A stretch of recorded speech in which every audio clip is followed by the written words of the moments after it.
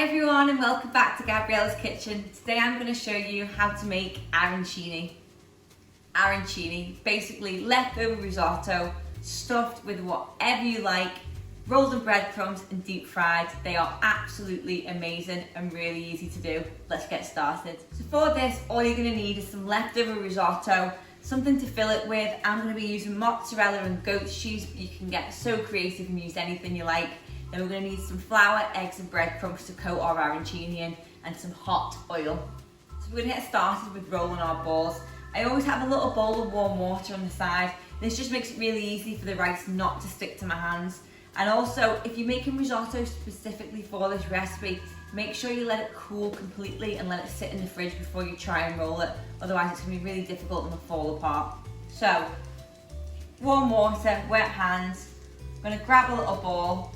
I'm just going to really roll it into a nice golf ball size. And the best way now to stuff it is, once you're happy with the shape of your ball, just take 2 fingers and just make a little pocket, and to that we're going to add our filling. So this is where you can get really creative. You can do mozzarella, goat's cheese. If you've got leftover bolognese, that works amazing inside of them. You can add some sun-dried tomatoes, pesto, roasted peppers, whatever you like. This risotto is the best carrier for any sort of flavouring. So once you've added your cheese, fold it back over into a ball, and that is as simple as that.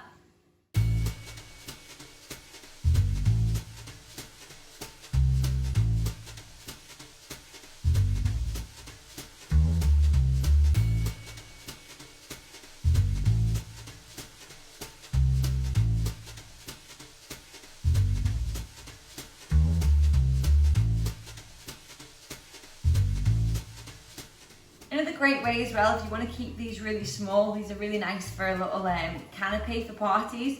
You just make them really small, add a little bit less cheese, and then these work great with a little cocktail sticking and some really nice homemade garlic mayonnaise just on top of them, and they're great for little parties.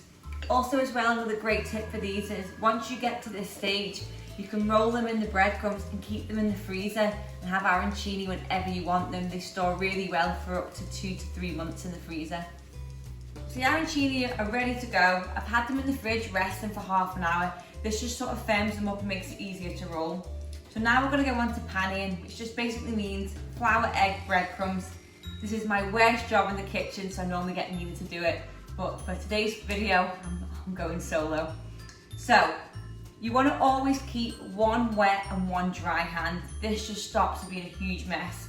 So, right hand is a wet hand, left is a dry. Going into the flour first.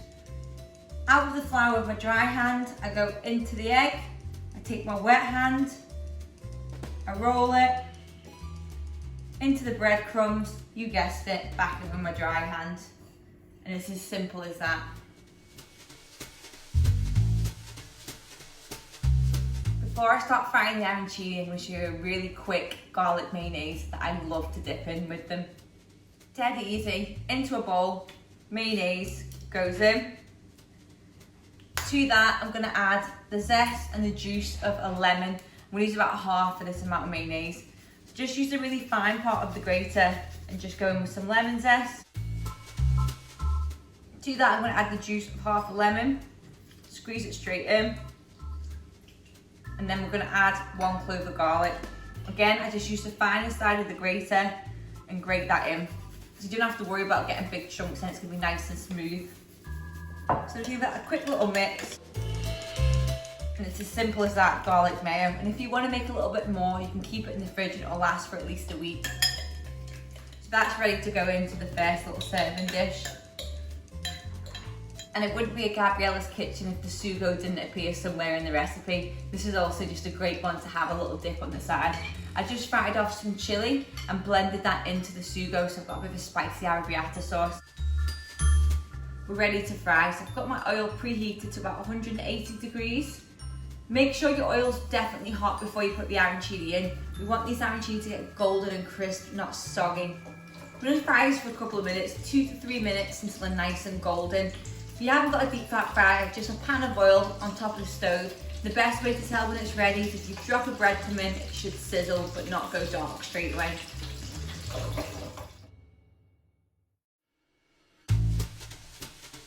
The arancini are nice and golden, and when they get out the fryer, I just let them drain slightly on some kitchen roll just to take any of the extra oil out. They're ready to serve now. So there you have it, guys, homemade arancini stuffed with mozzarella cheese. Thanks for watching and I hope you enjoyed it.